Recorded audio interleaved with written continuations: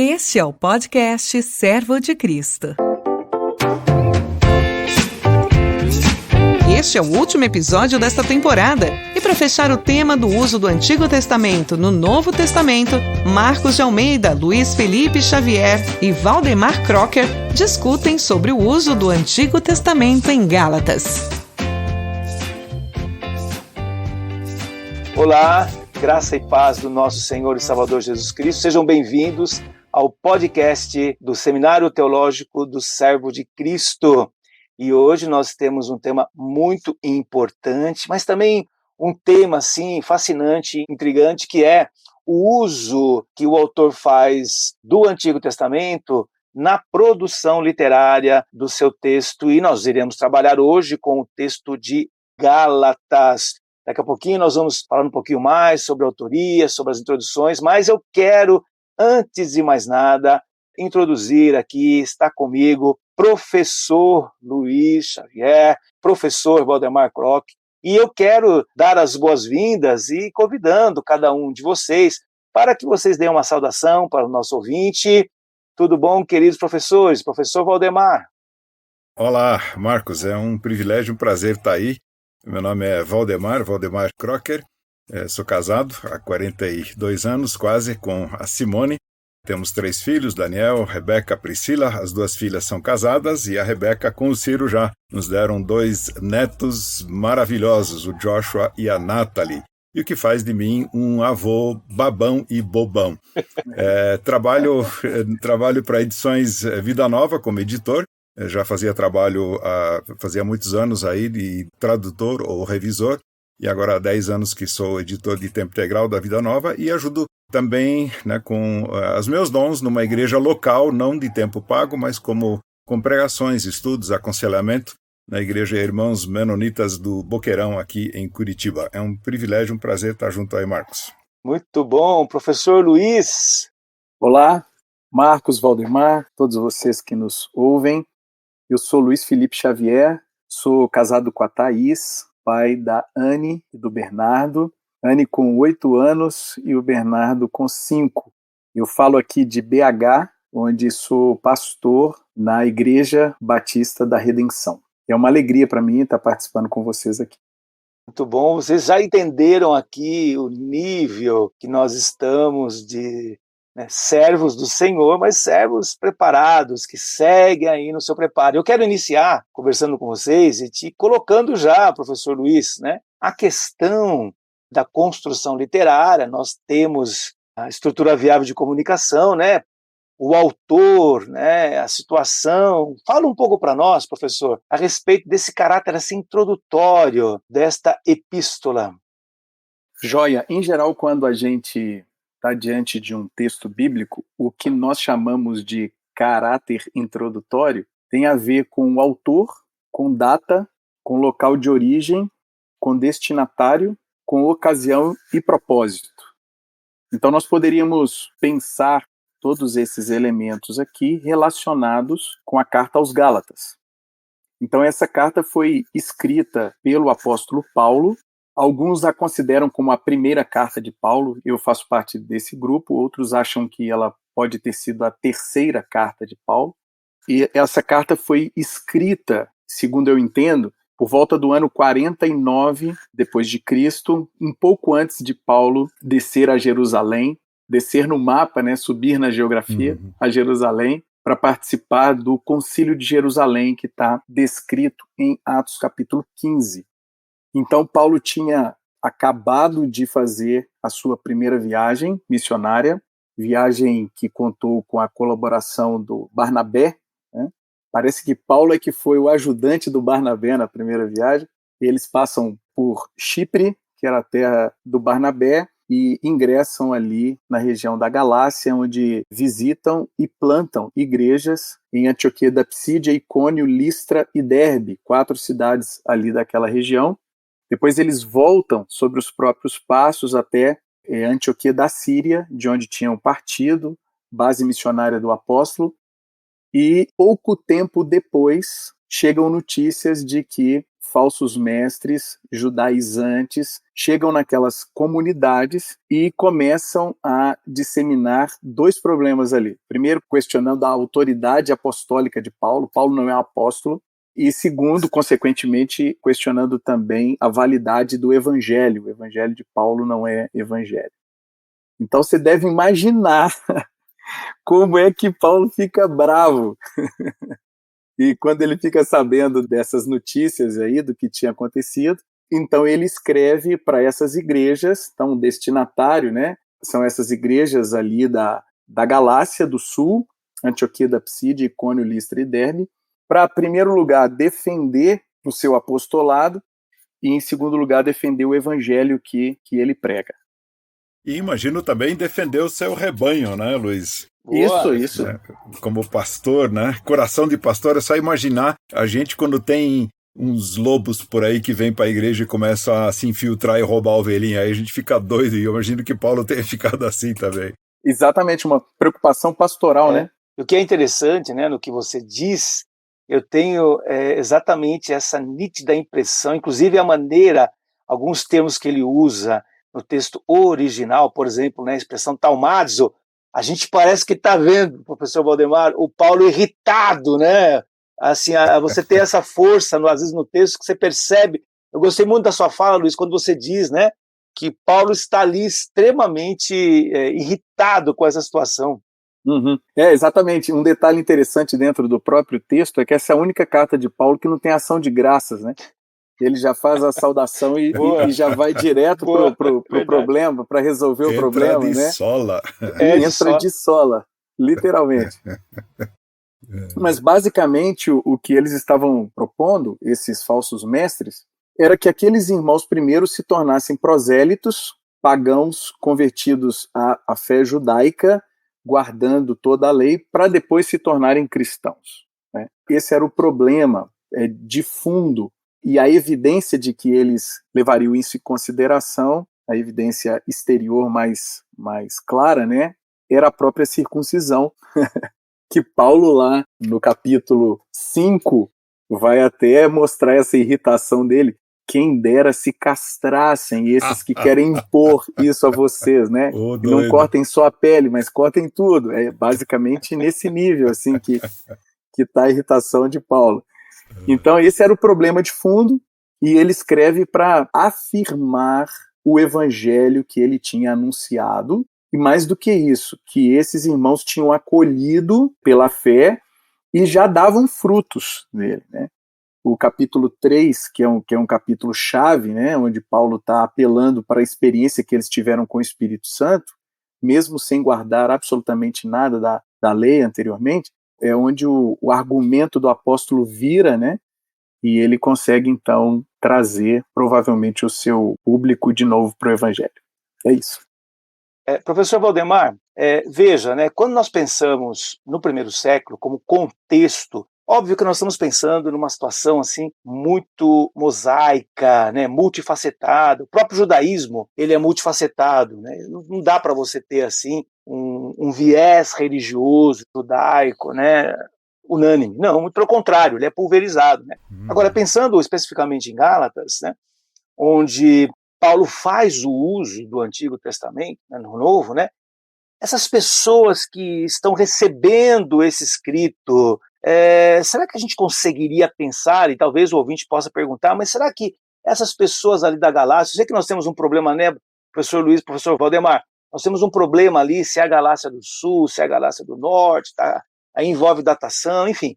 De qualquer maneira, professor Valdemar, as pessoas que estão recebendo, elas teriam o alcance dessa revelação do Antigo Testamento, ou seja, os destinatários?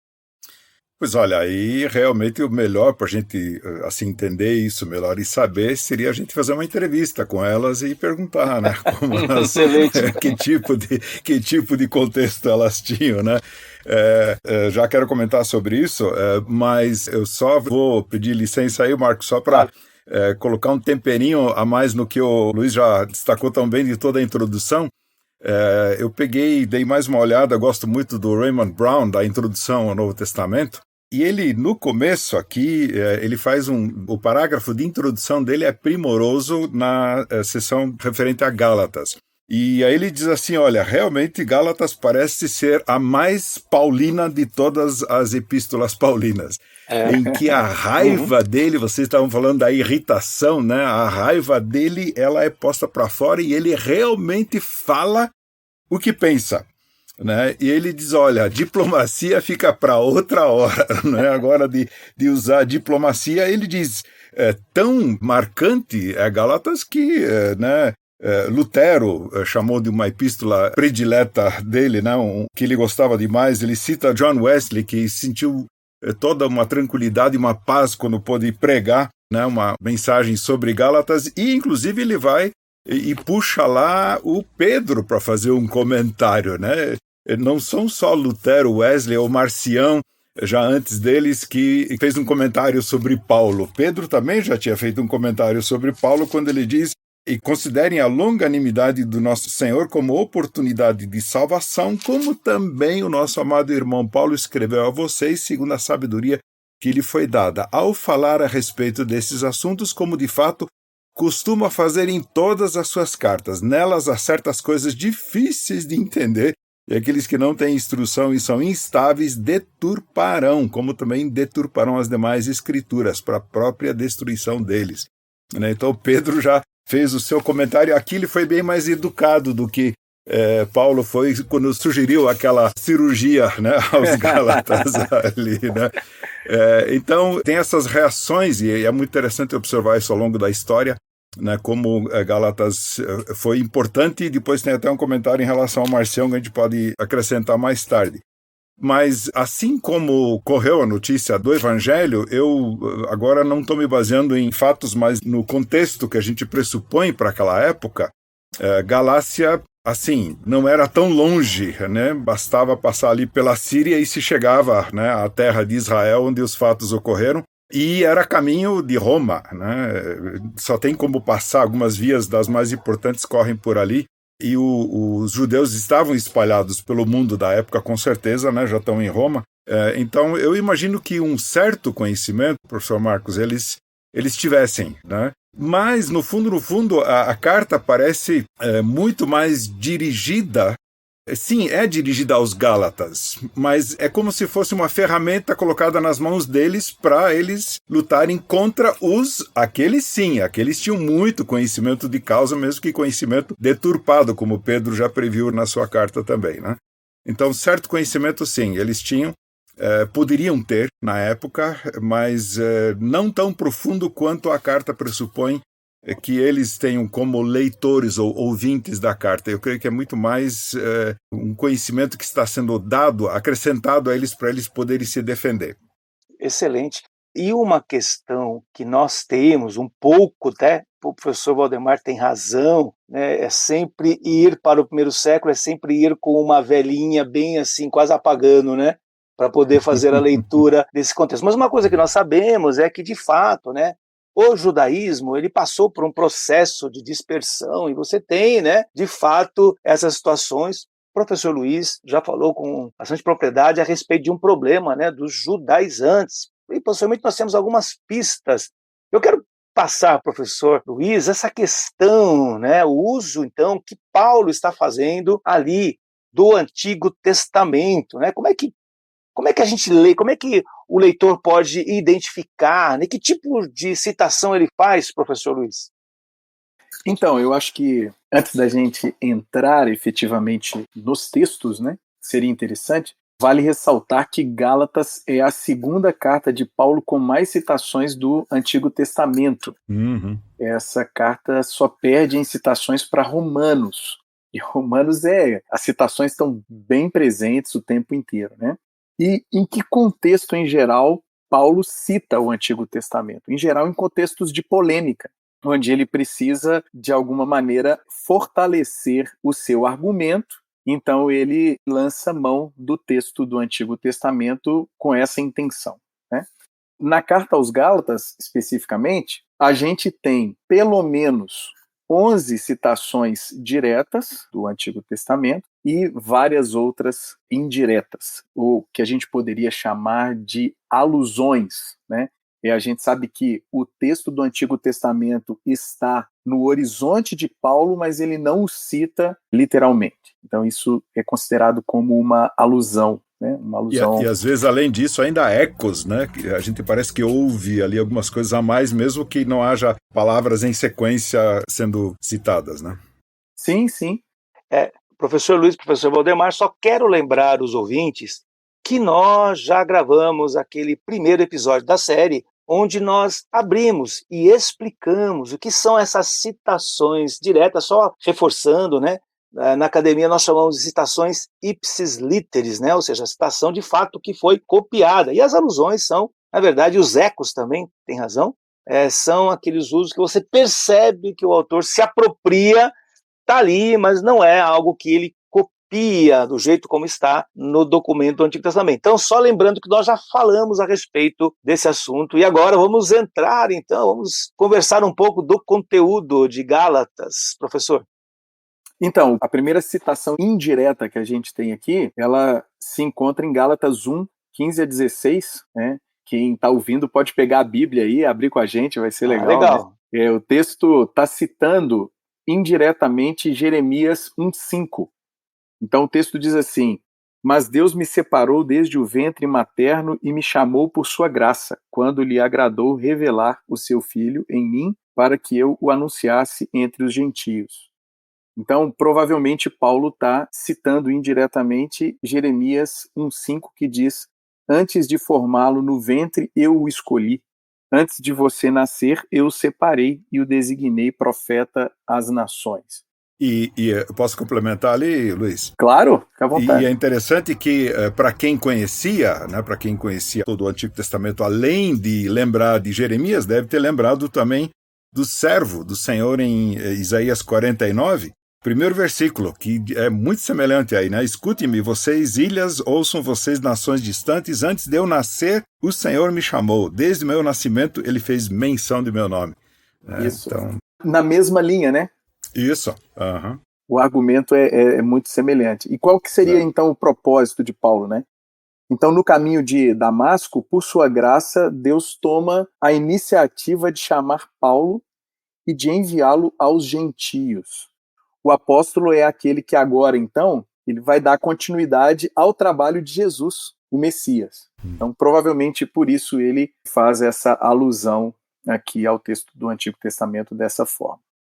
Paulo demorou um pouco para ouvir, né? Porque disse que já foi chamado antes de nascer, né? Então... Exatamente. Muito bom. Um pouco tardio. É parecido com o sujeito que eu vejo no espelho todo dia. Tem essa. Meu Deus do céu. E é interessante, professor Valdemar, que a gente vê a reverberação, né, desse chamado na maneira como Paulo apresenta, como ele propõe, né, um Deus sempre tomando iniciativa. É isso aí. E aí a segunda citação indireta, ela está em Gálatas 2:6 e está citando Deuteronômio 10:17. Os textos são os seguintes: Gálatas 2:6. Quanto aos que pareciam influentes, o que eram então não faz diferença para mim, Deus não julga pela aparência, tais homens influentes não me acrescentaram nada. Parece até que Paulo está sendo um pouco soberbo, né, arrogante, não, mas ele está defendendo a origem do seu evangelho, que foi por revelação do próprio Jesus, né? Tiago, Pedro e João, tô nem aí. E o texto de Deuteronômio é o seguinte: pois o Senhor, o seu Deus, é o Deus dos deuses e o soberano dos soberanos, o grande Deus poderoso e temível, que não age com parcialidade nem aceita suborno. Então, qual que seria o propósito de Paulo fazendo essa citação? É que Deus não leva em conta o status das pessoas, né? Mesmo que elas sejam, como o Valdemar brincou aí, colunas da igreja, como ele mesmo menciona, né? Tiago, Pedro e João. E nem os Gálatas devem fazê-lo, né? Especialmente quando o que estiver em questão for o evangelho. Então, o que estava em questão aqui era o evangelho, como nós já mencionamos lá no início. Então, por isso que ele cita assim. Muito bem. O que é interessante também, né, destacar para o ouvinte, né, é esta perspectiva de que a revelação do Senhor está numa sequência, uma continuidade, né? A gente chama isso de edifício hermenêutico, né? Ou seja, né, aquilo que Deus revela a respeito de si mesmo, né, segue agora no processo daquilo que nós entendemos, né, como a inspiração, né, a expressão na teopneus, Deus segue insuflando no seu autor, mas ele faz um uso hermenêutico nessas citações, e isso é extraordinário. É uma das maneiras que nós entendemos também como fazer uma boa hermenêutica, não é isso, professores? Às vezes um pouco arriscado, porque o Paulo tinha a ajuda da inspiração ali, né? E a gente já tem que tomar um pouco mais de cuidado para isso, né? Exatamente. Dando assim um spoiler do final, né, de onde a gente vai chegar. Bom, acho que a gente vai chegar lá, né? Paulo faz um uso do Antigo Testamento com muita liberdade. Acho que esse é um ponto que precisaria ser acentuado aqui na nossa conversa, né? Eu acho que é um ponto que os especialistas que estão fazendo essa análise concordam, assim, eles têm unidade em relação a isso, né? É verdade. Isso principalmente nas indiretas e nas alusões, mas mesmo em citações diretas, né? Acho que você ia seguir para isso agora, Luiz, na lista aí de citações diretas. Ali também há alguns... não sei se dá para chamar de desvios, mas alguns acréscimos, alterações, ajustes, né, que faz ali também. Sim. E antes de entrar, voltando ao que você tinha dito antes, Valdemar, sempre com uma preocupação de natureza pastoral. E às vezes essas mudanças, elas acontecem para evitar incompreensões ou problemas desnecessários com aqueles que vão ler o texto, né? Então, eu que sou editor de obras, às vezes, ontem mesmo estava fazendo a revisão do comentário de Romanos do Douglas Moo ali, e eu senti que eu precisava colocar uma observação, só que a gente põe entre colchetes, para ficar claro que não era do autor ali. Mas precisava deixar aquele sinalzinho ali a mais para evitar mal-entendidos, concordo. Pois é, então vamos lá. A primeira citação direta que ele faz está em Gálatas 2,16, citando o Salmo 143, 2.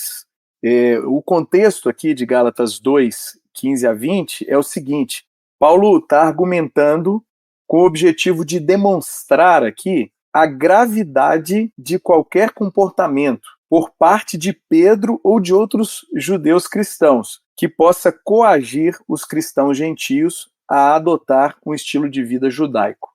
Lembram que o foco, né, da argumentação tem sido esse, o combate desses judaizantes que entraram na igreja e estão disseminando as suas ideias ali. Então o texto é o seguinte: sabemos que ninguém é justificado pela prática da lei, mas mediante a fé em Jesus Cristo. Assim nós também cremos em Cristo Jesus para sermos justificados pela fé em Cristo, e não pela prática da lei, porque pela prática da lei ninguém será justificado. Gálatas 2,16. Citando o Salmo 143, 2, que diz o seguinte: mas não leves o teu servo a julgamento, pois ninguém é justo diante de ti. Mais especificamente o final da citação de Paulo, né? Isso. Quer comentar, Valdemar? Então, aí tem a expressão muito clara, né? Ninguém é justo diante de ti, com ninguém será justificado pela prática da lei. Ou seja, ele conecta, uma citação do Salmo conecta com essa ideia que ele está discutindo agora, que é a prática da lei e a insuficiência, né, da prática da lei para a justificação. Sim. É isso mesmo. E com o fundo da polêmica com os judaizantes, né? Certo. Então, novamente, está citando para fortalecer um argumento na polêmica. Sim. E isso é importante, né? Isso mesmo. Bom, então agora, seguindo, né? Em Gálatas 3, 6 até 14, nós encontramos um importante florilégio. Gostei desse florilégio. Tá chique, viu, Valdemar? Tá bonito o negócio. Tá chique. Eu falei, chique. Que legal, né? E se eu puder só dizer as palavras seguintes: uma cadeia de textos do Antigo Testamento citados por Paulo. Olha lindo só. Demais. Tem gente. O que é isso? Esse é um florilégio. Tem gente que faz de uma cadeia de textos um sacrilégio, mas esse é um florilégio. Que coisa boa. Sensacional. Essa foi muito boa. Eu ando ouvindo, às vezes, algumas pregações aí que me lembrei disso. Verdadeiro sacrilégio, né? Eu prefiro esse florilégio aí. Pois é. Então, nessa perícope, há 5 teses, então, do apóstolo, 5 fundamentos para essas teses e uma conclusão. É basicamente isso que acontece aqui em Gálatas 3, de 6 até 14, né? E todos os fundamentos das teses são textos do Antigo Testamento usados em uma sequência lógica, né, para fortalecer o argumento de Paulo. Certo. O primeiro deles, que na verdade é a segunda citação direta, é Gálatas 3,6. Gálatas 3,6, que está citando Gênesis 15,6. Texto bem curtinho, diz assim: considerem o exemplo de Abraão. Ele creu em Deus e isso lhe foi creditado como justiça. Creu, né, a ênfase de Paulo. E aí o texto de Gênesis 15,6 diz que Abraão creu no Senhor e isso lhe foi creditado como justiça. Então, qual era o propósito de Paulo? Assim como a justiça de Abraão decorreu da sua fé na promessa de Deus, a justiça dos Gálatas decorre da sua fé no Evangelho de Jesus, né? Quem assim o faz recebe o Espírito Santo, como explicitado aí no contexto imediatamente anterior, que é aquele texto que a gente mencionou, né? Paulo apela para a experiência que os Gálatas tiveram com o Espírito Santo, Paulo pentecostal, né?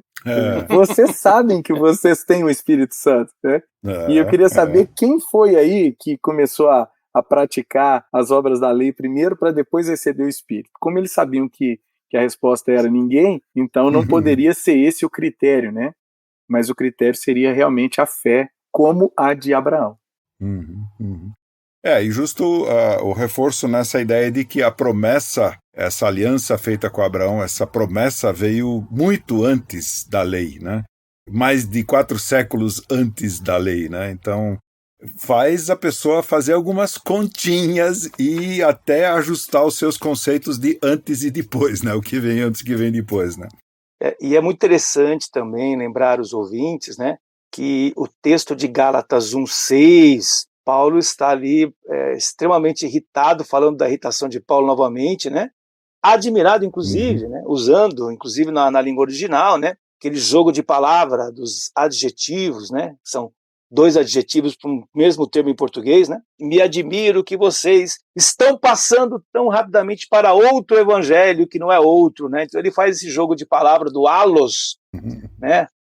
E do heteros, né? Vocês estão passando para outro evangelho. E o que é legal na sua colocação, na colocação de vocês, professores, é essa questão, né? De que Deus já tinha mostrado ali no Antigo Testamento, principalmente nesse aspecto, nessa dimensão da justificação, da justiça de Deus, né? E Paulo ainda ele é categórico quando diz, ainda mesmo que outro, até eu mesmo, né, se apresentar outro evangelho. Fica evidente que isso irá nortear, acho que é uma veia que corre em Gálatas, não sei o que os professores pensam sobre isso. Com certeza, essa preocupação constante, até por uma questão de lógica filosófica, né? Só pode ter um caminho, só pode ter. Não existe outro, ou é esse, ou é outro, mas não pode ser esse e outro, a gente tentar fazer algo paralelo aí, tem que se definir, né? Excelente. Eu fiquei aqui com uma fala do Valdemar na cabeça, quando ele mencionou o que é anterior, né? Que primeiro Abraão é justificado por graça, mediante a sua fé, né? E depois que a lei é dada a Moisés. Parece que a importância disso é muito grande no Novo Testamento, né?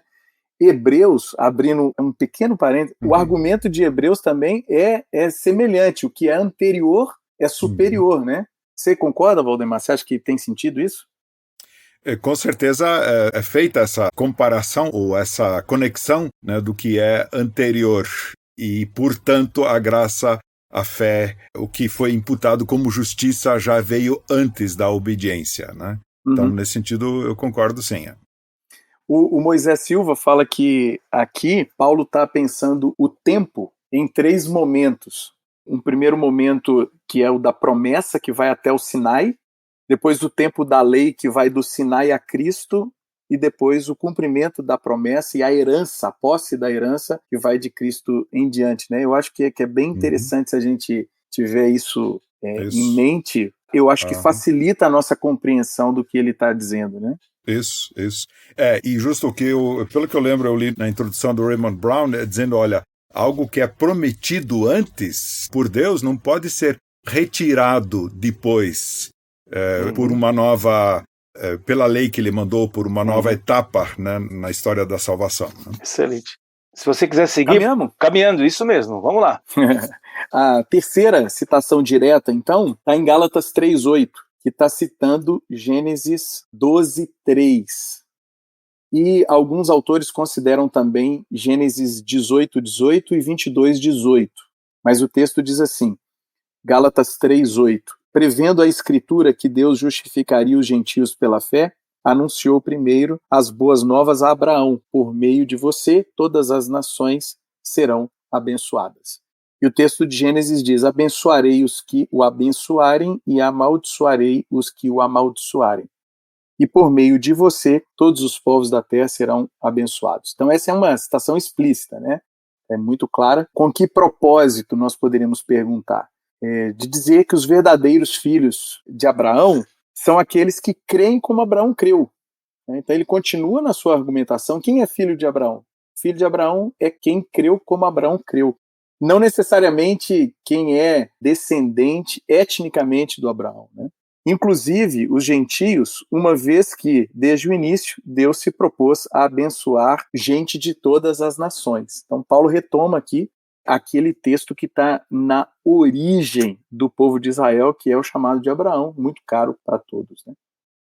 E justo um versículo antes disso, em Gálatas 3, ali, declarado de forma tão explícita, estejam certos, portanto, de que os que são da fé, estes é que são filhos de Abraão. Né?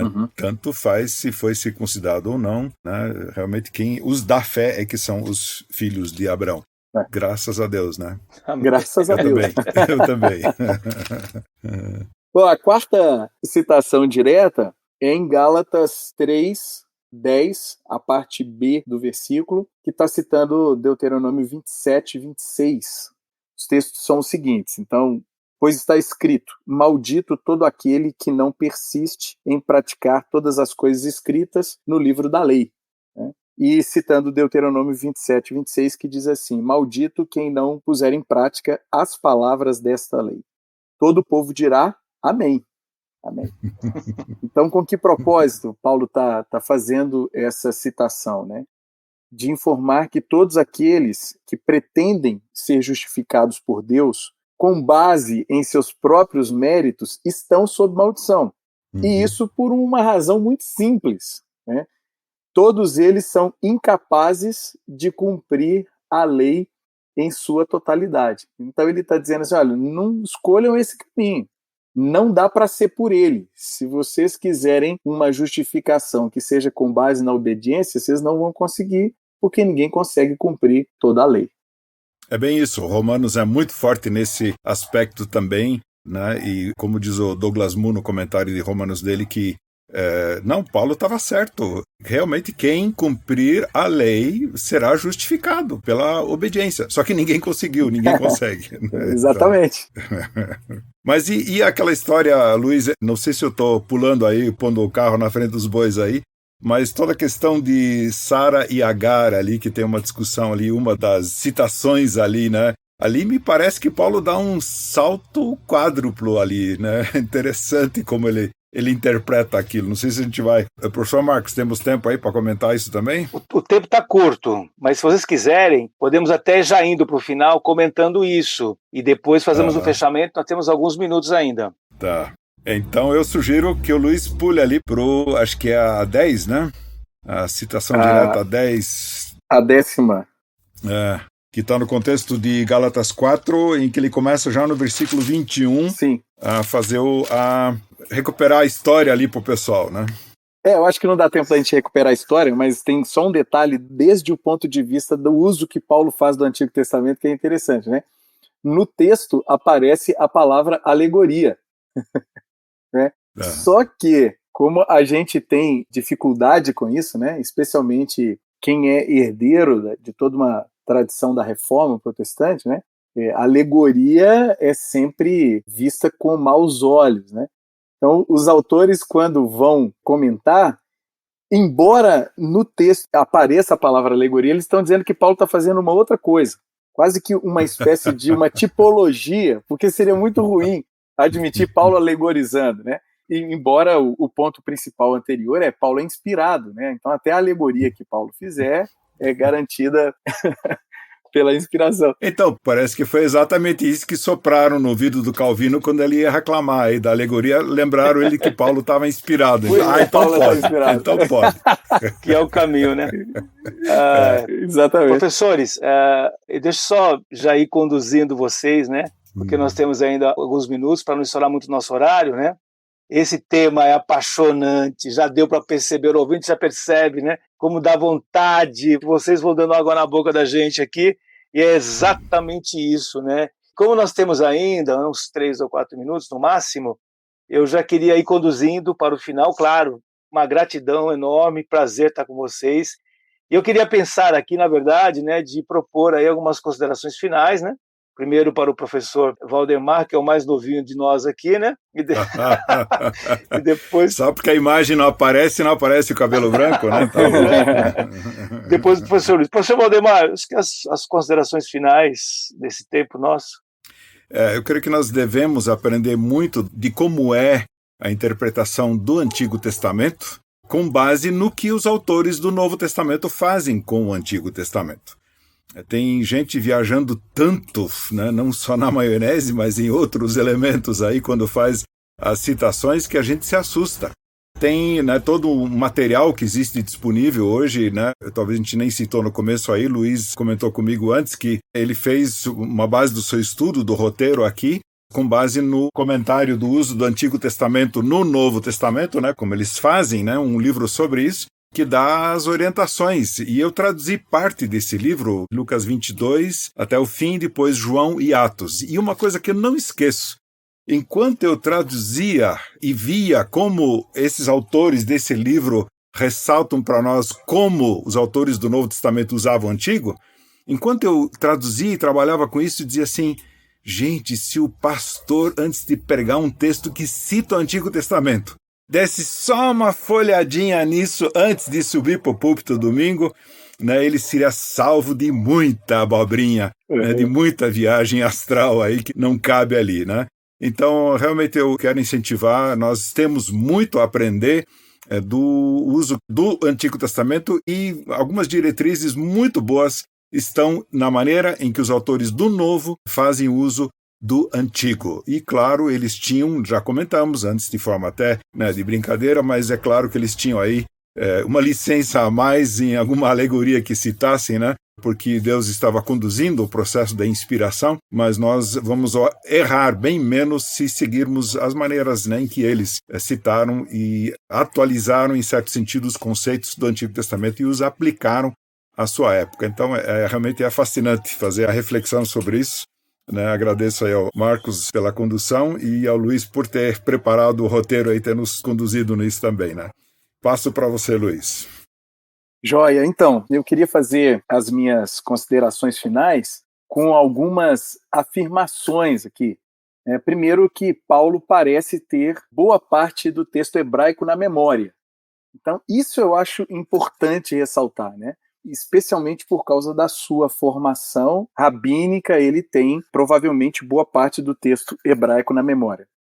Na maior parte das citações diretas que ele faz, ele usa a Septuaginta. Isso aí também eu acho que é precioso para quem está nos ouvindo, né, saber.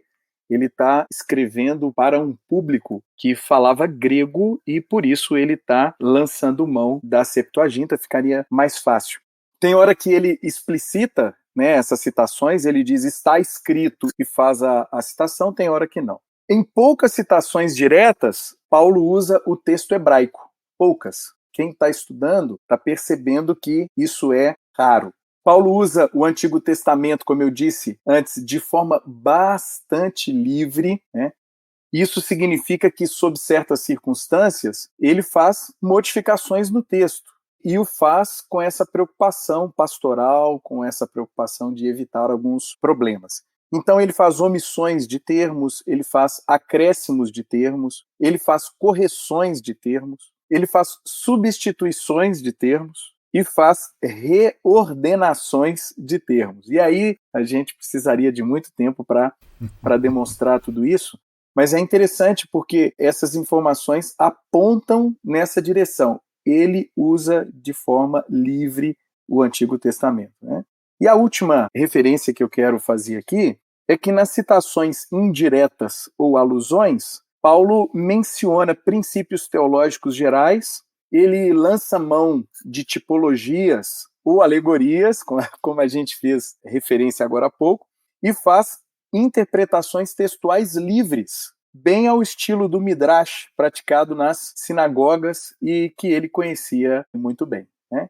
Eu agradeço a oportunidade de estar aqui com vocês. Obrigado, Marcos, Valdemar. Queria agradecer também o Simon, que está aí nos bastidores com a gente, possibilitando esse nosso encontro aqui. Foi uma alegria estar com vocês. Queridos professores, é uma honra, sempre um privilégio.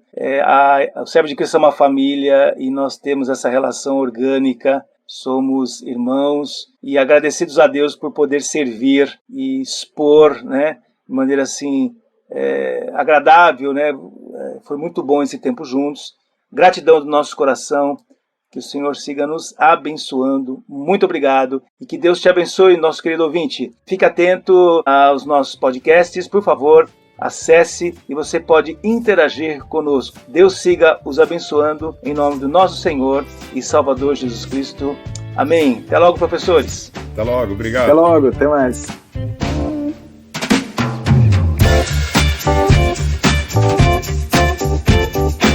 Você escutou o podcast Servo de Cristo. Para mais informações, acesse o site www.servodecristo.org.br.